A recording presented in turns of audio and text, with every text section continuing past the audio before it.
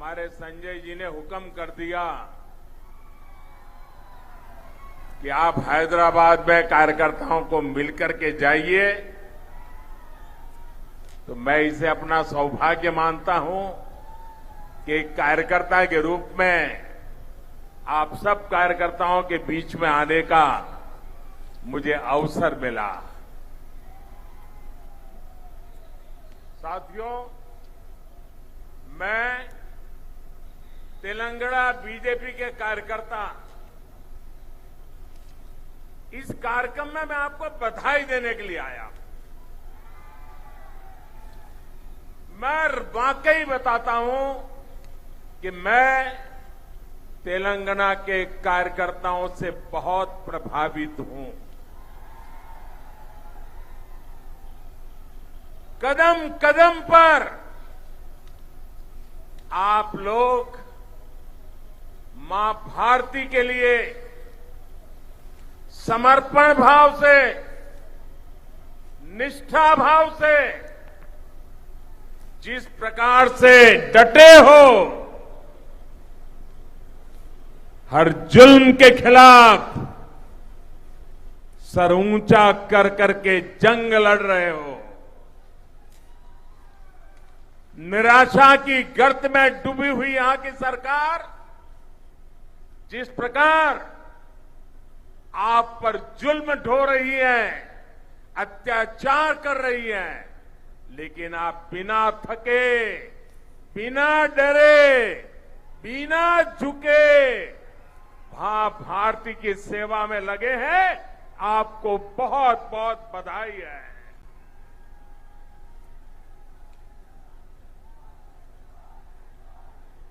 भाइयों बहनों,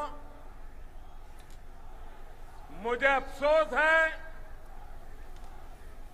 कि तेलंगाना के नाम पर जो लोग फले फूले आगे बढ़े,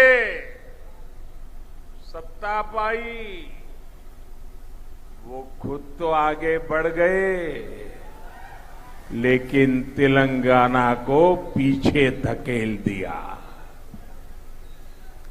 तेलंगाना का जो सामर्थ्य है,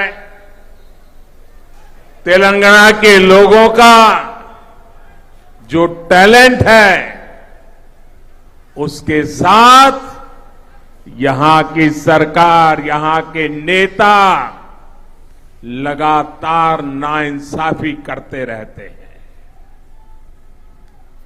जिस दल पर तेलंगाना के लोगों ने सबसे ज्यादा भरोसा किया, उसी दल ने तेलंगाना के साथ सबसे बड़ा विश्वासघात किया है। लेकिन साथियों, जब अंधेरा बहुत बढ़ जाता है, चारों तरफ घना अंधकारा हो जाता है, उसी परिस्थिति में कमल का खिलना शुरू हो जाता है। और भोर से ठीक पहले, उजियारे से पहले आज तेलंगाना में भी ऐसे ही कमल खिलता नजर आ रहा है। बीजेपी के परिश्रमी, मेहनती कार्यकर्ताओं की वजह से अब तेलंगाना में अंधेरा छटने की शुरुआत हो गई है। अभी मुनुगुड़े की जनता ने जिस प्रकार भाजपा पर भरोसा जताया है, वो अभूतपूर्व है। और मैंने देखा कि कैसे बीजेपी के कार्यकर्ताओं ने पूरी की पूरी तेलंगाना राज्य सरकार को एक विधानसभा सीट पर लाकर खड़ा कर दिया।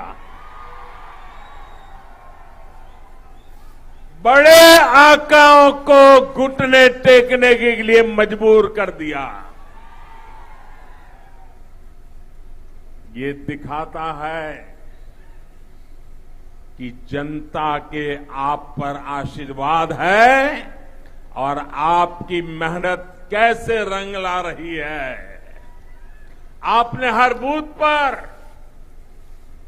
कितनी ईमानदारी और लगन से काम किया है, इसका ये सबूत है भाई। बीते कुछ समय से जो भी उपचुनाव हुए हैं, सभी उपचुनावों का एक ही संदेश है। तेलंगाना में सूर्योदय दूर नहीं है। तेलंगाना का अंधेरा दूर होगा। तेलंगाना में हर तरफ कमल खिलेगा। साथियों, बीजेपी का तेलंगाना के साथ बहुत पुराना और गहरा नाता रहा है। 1984 में 1984 में जब हमारी पार्टी को लोकसभा में सिर्फ 2 सीटों पर जीत मिली थी, उनमें से एक इसी राज्य की हनमकोंडा सीट थी। हमारे जंगा रेड्डी जी जीत करके आए थे। तेलंगाना के लोगों ने सबसे मुश्किल समय में, जब हमारे बहुत बुरे दिन थे, तब भी तेलंगाना ने हमारा साथ नहीं छोड़ा था। तब तेलंगाना के कार्यकर्ताओं ने जो तब किया, उसी के कारण आज बीजेपी लोकसभा में 300 से अधिक सीटों की पार्टी है। आज तेलंगाना की जनता बीजेपी को तेलंगाना की सबसे बड़ी पार्टी बनाने के लिए भी मन बना चुकी है। साथियों, 21वीं सदी का भारत अपनी विरासत को संजोते हुए, आधुनिकता को अपनाते हुए तेज गति से आगे बढ़ रहा है। ये शहर तो इंफॉर्मेशन टेक्नोलॉजी का किला है, किला। जब मैं देखता हूं कि इस आधुनिक शहर में अंधविश्वास को बढ़ावा दिया जा रहा है, तो बहुत दुख होता है। ऐसा लग रहा है कि तेलंगाना की सरकार ने अंधविश्वास को राज्याश्रय दिया हुआ है। यहां तेलंगाना में अंधविश्वास के नाम से क्या क्या हो रहा है, ये पूरे देश को, देश के लोगों को जानना चाहिए।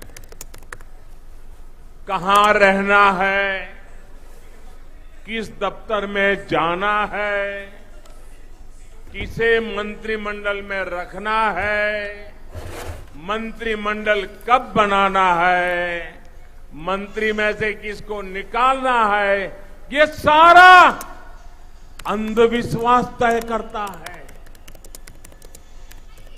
तेलंगाना का विकास करना है, उसे पिछड़ेपन से निकालना है, तो हमें सबसे पहले यहां से हर तरह के अंधविश्वास को दूर करना होगा भाई। आज मैं देख रहा हूं तेलंगाना में सुशासन और तेज विकास की आकांक्षा कितनी प्रबल है। अब तेलंगाना के लोग एक परिवार के बजाय तेलंगाना के हर परिवार के लिए काम करने वाली सरकार चाहते हैं, भाजपा की सरकार चाहते हैं। तेलंगाना की जनता फैमिली फर्स्ट के बजाय पीपल फर्स्ट की राजनीति चाहती है। साथियों, इस बार लाल किले से मैंने आह्वान किया है कि भ्रष्टाचार और परिवारवाद, ये विकास के, लोकतंत्र के, सामाजिक न्याय के सबसे बड़े दुश्मन है। आज मैं तेलंगाना में भ्रष्टाचार और परिवाद के विरुद्ध जो जनाक्रोश है, जनता जनार्दन में जो गुस्सा है, नौजवानों में जो गुस्सा है, वो आज हिंदुस्तान देख रहा है। और मैं आज तेलंगाना की जनता को आश्वस्त करता हूं, मैं आज तेलंगाना की जनता को आश्वस्त करता हूं, गरीब के लूटने वालों को, गरीब को लूटने वालों को छोड़ा नहीं जाएगा।